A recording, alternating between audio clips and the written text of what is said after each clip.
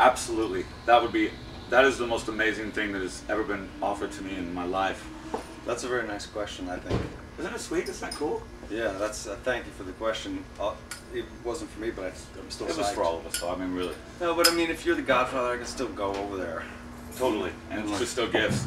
I just want to hold the baby. That's all I want. So yeah. So I guess you said yes, and I said Yes. cool. Absolutely. I'll drive.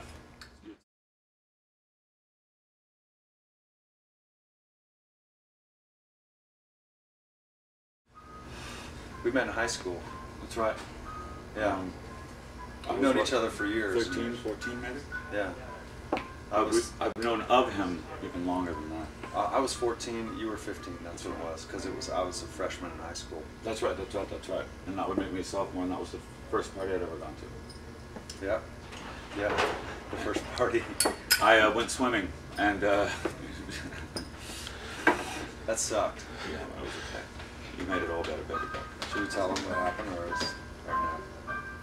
no? You see, you like alluded to so much. I know, I want to talk about me so badly right now. No, go for it, go. No. Well, we met I got thrown in the pool by a wicked bully, and he threw me in the pool and wouldn't let me out, and baby duck Right as I came into the party. came into the party and put a stop to it immediately, so to speak. That was the first party I'd ever gone to at the time. I hated that bully. We won't mention his particular name because bully. he doesn't deserve it. And his family bullies, I always wanted to beat his ass. But he never would do anything right in front of me. I'd always come in after the fact. And he'd cower. One time he was slapping another friend of mine, and I came in, and he pulled back to slap, and couldn't go anywhere because I had his hand. And I was like, slapping, man, we should do this. I was like, can I have a go? You ready to have a go? Should I slap you? That was at Natasha's house. Anyways, also the question. Another girl who I have always loved. She was like she looked like a woman. She was amazing, man. What a little princess. Yeah. Oh, the desert. But okay, well the other part of the question was, so I guess it was love at first sight. That's right. Absolutely. Yeah, I always thought Jesse was a bit of a character, and that there wasn't anyone else like Jesse, and he's always thought that about himself as well. So it worked out pretty good, I would say. Still here. That's right. Still kicking. Dave Ketching I met through Hutch, who's sound man for Queens and Caius. And Dave was such a cool and interesting guy. He's the only guy I know that could wear plaid on a different plaid. Right. Because that's really hard to do, actually. With white patent leather shoes. Yeah, so he had he definitely just had his own thing, is the best way to say it. And so we took Dave on tour with us with Caius, because Caius didn't have any techs. We just moved our own gear and did all that stuff. And we took Dave to bartend. That was our extravagant thing in Caius, and like get in the van and make drinks for the back seat. And I mean, we knew all along Dave was a musician, and it was just a matter of time before, Dave, the little love bug, was like wiping himself all over everything. Well, he comes from the deep south too. Yeah. His roots. He's rooted firmly in the core, I guess you will, of rock and roll. And he's really got that sort of southern twang in his veins when he plays. Dave is the guy that saw every concert too, because he's got concert ticket stubs from, like, he high-fived Bon Scott when he was carrying. Right. Like, he's got that story. And he has pictures of Kiss from the audience, like right at the moment it was happening. I've known BOC for about 6 or 7 years. I don't have a real good concept of time. I think 6 or 7 years. I don't know. But I played poker with him. And this poker game I had, that I was a part of, where everyone was a different type of person. Like, there was a surfer, a construction worker, a perpetual student. Right. A guy who was like 10 years in college, and me, and a guy training to be a rabbi. It was a very strange poker game. It sounded like the beginning of a joke. Right. And BOC was just this great person, and for the first 2 years I knew him, I didn't know that he had played in the Country Bugs with his, which were like the country version of the Osmonds at the time. Yeah, they were just a family band and toured together, and he had stopped touring when he was like 13 years old or something. Didn't you tell me he ran away from home to stop touring? He went from Seattle to Florida. Yeah, that's the two farthest points in the States you can go. And rock and roll actually eventually wouldn't let him get away. Well, the fact that I knew him for that long and he never mentioned anything, and we didn't, just made me really respect him. He's an old school type of guy, you know. And so that's how BOC came to be part of all one this. smoking bass player. And so an interesting side note, I lived in South Carolina and would go to an amusement park called Carowinds, which is like a Six Flags over Georgia, and the Country Bugs played. That's weird. Did you see them? My mother swears that she believes it's true. She wants to believe it. I know she probably. does. I know, but I want to believe it's true too. So I'm going to go on then record I'll and believe say, it too. I think it's true. I think he saw the Country Bugs. I believe it. I've known Gene for years through Hutch. Actually, Portland.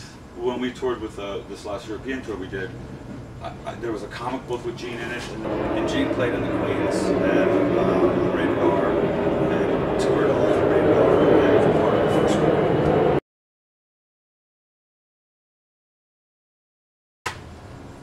All of my immense knowledge of rock, ladies and fans, I got it on eBay, and that's exactly where I got it. Well, sometimes you don't know if you're getting erroneous information, but Exactly. sometimes you get the real deal. That's right, and a mint copy of the first Wolverine comic also came with it, so it was amazing. And I'd also like to say that I think that he got lots of that from the fact that they call it late bloomer, right? Because you waited and watched and made a decision on what you really liked before you started to fucking do the deal. Right. And It's then when you easier to came watch in, other people. you just sort of thrust in like a blow-up doll, you know? Say that again. Kind of thrust like a blow-up doll. Oh, Jesus. And so now you're all blown up. And I'm bowing up. Check it out. Thanks for the question.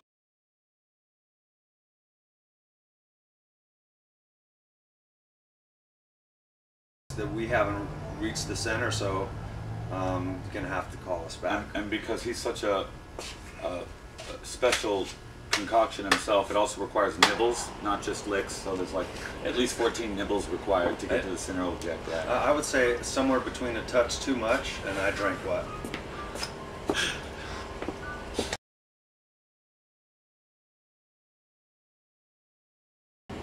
In a way, we kind of did one before the first record came out because of that thing we put up on from Slim's. Right. Oh, with Eagles of Death Metal, definitely. It was virtual platinum as well. Yeah, it went virtual platinum and it went plastic as far as burn discs are concerned. So it's pretty amazing. Yeah, so we sold records by the fives, basically, in that. And even the tens. Yeah, tens. You know, in the tens. But I think that a live record for Eagles is a great thing, and I think a live DVD would be great too. And I think we've been talking about putting out another virtual live. Well, I mean, what I liked about the first thing is that it just was like sort of just shutting your eyes and laying out on the tracks. Because it was live, it was free, and it was like whatever you're doing. And the test of your devotion to rock and roll is if the live show can match the sensation of what happened on the album. I think the album should be a promise of the rock that's coming. well, I think, but that's why doing the records fast and not second guessing anything gives us the opportunity to grow into it even further live too. So I think a live record is warranted for Eagles. So you know, I think it's a great idea, and when it's tough to say, really. It's very tough. Because there's enough songs now for another Eagles record, and still touring this one, and so probably not for a while. But it is a good idea that I had the same idea today. And we'll call it the Joe Tucker Live album. Tucking to Joseph.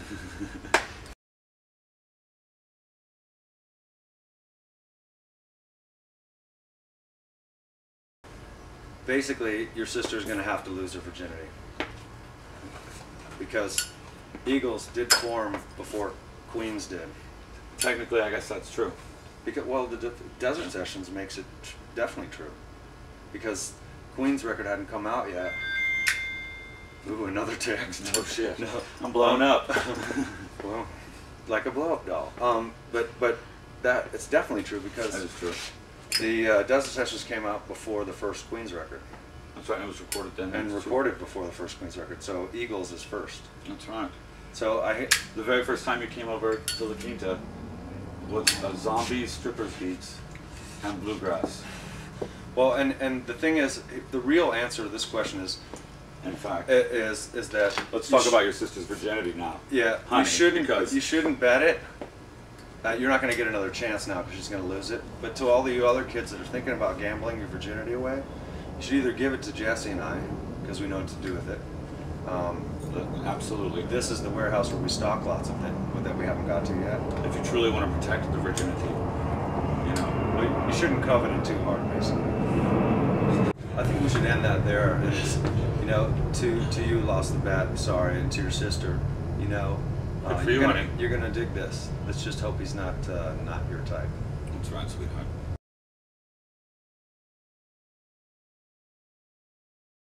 Do we have a favorite country to It's play from in? Thomas. From Thomas.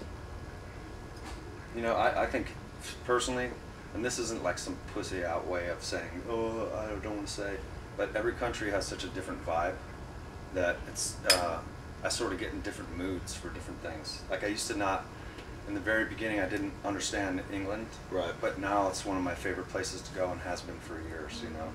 And Poland, while going there sometimes is strange and almost lonely, but playing there is unbelievable. And the way the fans react in Poland, especially, is moving. It's a very interesting experience. Didn't it feel like so much of the time you play, and sometimes it feels there's moments where you're like, God, in a way, does this matter, or like for sometimes, rarely, no, but in Poland it felt like rock and roll matters. Like there's so much stuff that they don't have access to. Totally. And when you play there, it felt like the manner in which they appreciated it, you could tell it was a release for something much more than just something to do on a Saturday night, you know. Yeah, I mean, and living in LA, spending a lot of time here and stuff. Lots of people do is, it's like, do you want to go see such and such band? And it's like, nah, I think I'm going to stay home tonight. But in any other town or in any other place, or in like, you know, playing in Portugal, or getting a chance to play in Brazil, you know, it's like, it's not something you miss because it's not coming back for a while, you know. Right. So, you know, I think it's more about mood and how long you've been on tour, and you know. And generally, any place where people like me is my favorite place. I generally have a wonderful experience in every country we've been in. Paris is a truly magical city of lights, and you know, I think with Eagles of Death Metal we've had an opportunity to really see people come out and go, this is the best of our country, you know, in a real concentrated focus. Well, we've been very fortunate. I think Eagles is very American of a band too, and so it's kind of like being a good ambassador in each country, you know, because, you know, America goes through, you know, peaks and valleys of popularity in other countries, but when this utterly American band is in Paris, or it's in, you know, Poland or whatever, it's a cool it's when like minds attract. And when you're there, I never feel like they're lucky to see us. I always feel happy, and whatever country I'm in, I'm the guest. Whatever country will buff you with a fine chamois, he will go. Honey, please. If you like me, I like you too. You know, that's great. Yeah, that's good.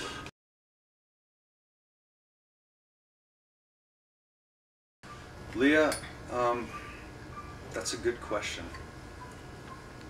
I think the answer has got to be eBay. eBay, yeah, absolutely. There's so many wonderful things can be found on eBay, you know, and if you're just diligent, it's really all about the time and effort you're willing to put into something. Yeah, and plus, you know, I've always said that the band that tans together stays together. So it's that quad tanning bed. Exactly. That really keeps us, you know, so fine and so busy, you know.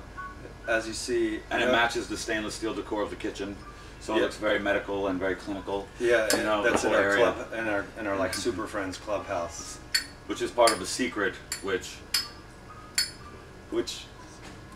Yeah, he said it's a secret. So, you know, some people have been looking for the Fountain of Youth for years, but we actually, the Fountain of Youth leaks above the place where I live, and so there's a drip And so we just keep a cup underneath it and drink it whenever you're feeling down.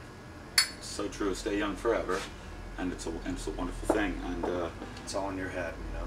it's all an attitude, honey. And check it out. Some of that too. I hope.